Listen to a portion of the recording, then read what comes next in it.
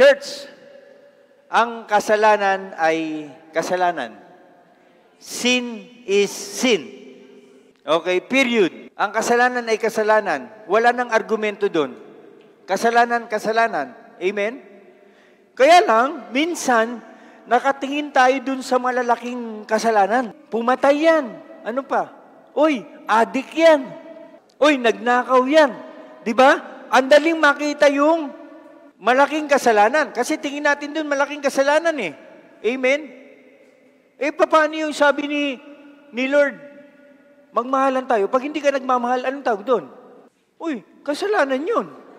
Kasi sabi ni Lord, magmahalan kayo, ayaw mo magmahal, di nagkakasala ka.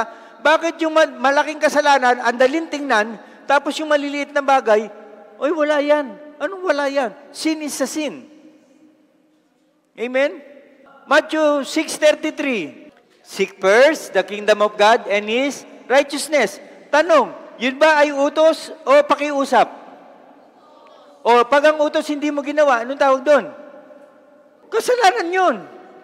Pero araw-araw nagkakasala tayo, hindi natin tinitingnan, nagkakasala tayo.